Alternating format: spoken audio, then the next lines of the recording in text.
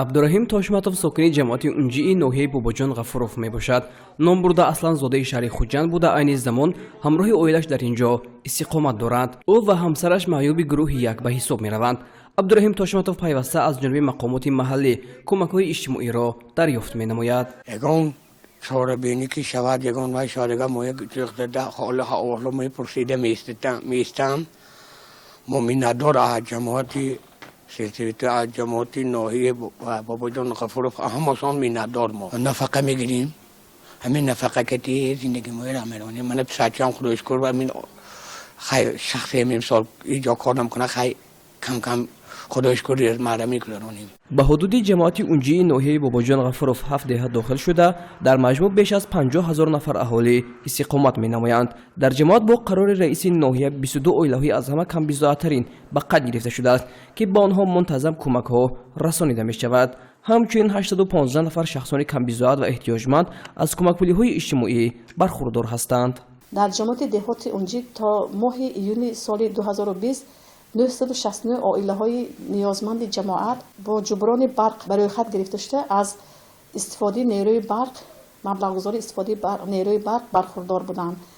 امروز عین حال 815 نفر چنین عائله‌ها با کمک پولی عنوانی اجتماعی فراگیر میباشند. 1047 نفر چنین شخصان عائله‌های کم بضاعت 2 و یا 3 معیوب داشته، عائله‌های 2 و یا 3 معیوب داشته، عائله‌هایی که فرزند گم کرده اند، چنین طایفه ها با همکاری رئیسان کمیته محله ها، راهبران تشکیلات مؤسسه ها و سخاوتمندان جماعت دهات اونجی این عائله ها به مبلغ 100,630 سامانی کمکی مادی و مالی رسانده شده است.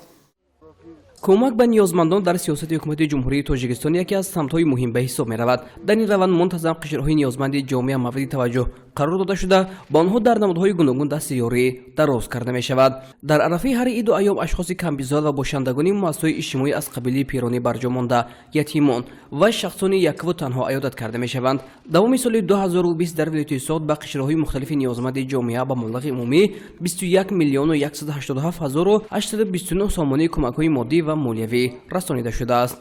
дар асоси қарорҳои дахлдори раиси вилояти суғд ба иштирокчиён ва маъюбони ҷанги бузурги ватанӣ, маъюбони бартарафкунии садамаи нерӯгоҳи барқи атомии чернобил, маъюбони сохти конститутсионии ҷумҳурии тоҷикистон ва шахсоне ки дар давраи ҷанги бузурги ватании солҳои 1941-1945 در عقیبگاه فعالیت نموده بهره تأمین غلبه سهم ارزنده خود را گذاشتند و همین شخصان کمک پولی هر ماهی رئیس ولایت جدا شده است که حجم آن در یک سال زیاده از 1,439,000 سامانی را تشکیل می‌دهد. این چنین طبق دستور سپارش‌های اساسگذار صلح و وحدت ملی پیشوای معظم ملت پرزیدنت جمهوری تاجیکستان محترم امام علی رحمان در ایدو جشن‌های ملی از جانب مقامات اجرایی حاکمیت دولتی ولایت و شهر و ناحیه‌ها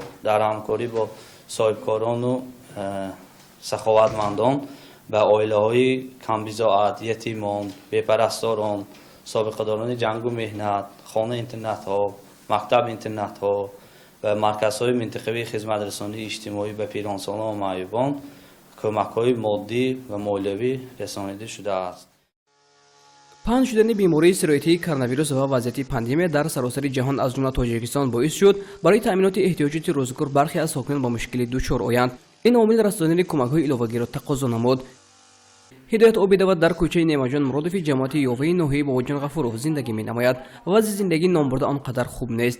در دوره پنجشنبه بیماری سرایتی کرونا منتظم از جانب مقامات و شخصان سخاوتمند با نامبرده کمک‌های مادی و مالیوی رسانیده شده است.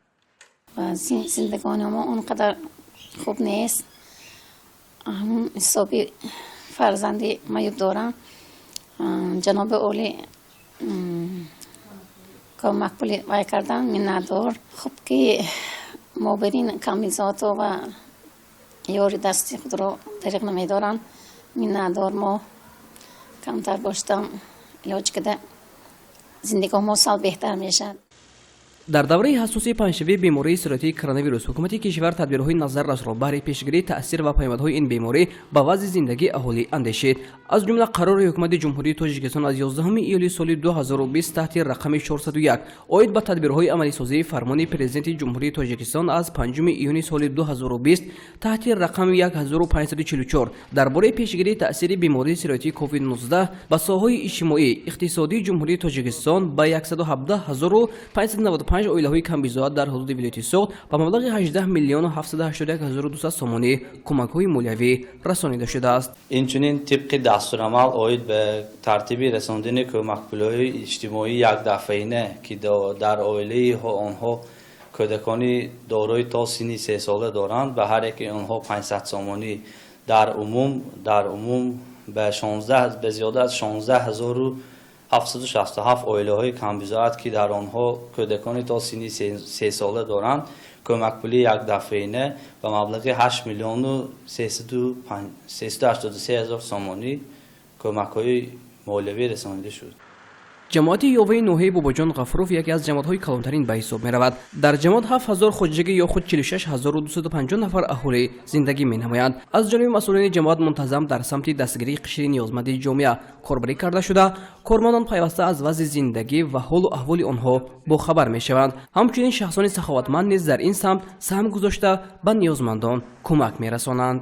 аз ҷониби мақомоти иҷрои ҳокимияти давлати ноҳияи бобоҷон ғафуров ва соҳибкорони ҷамоат ба 1553 нафар шахсон ба маблағи 155506 сомонӣ кӯмаки моддӣ ва молиявӣ расонида шуд. инчуин шахсоне ки аз бемории сироятии коронавирус covid-19 дар давоми пандемия вафот карданд ба оилаи онҳо аз ҷониби ҳукумати ҷумҳурии тоҷикистон маводи хӯрока дастрас карда шуд. барои гирифтани кӯмакҳои унвонии иҷтимоӣ дар ҷамоат 760 нафар ариза пешниҳод шудааст ки дар он 590 оила аз гирифтани кӯмакҳои унвонии иҷтимоӣ бархӯрдор гашта 59 оила рад шудааст.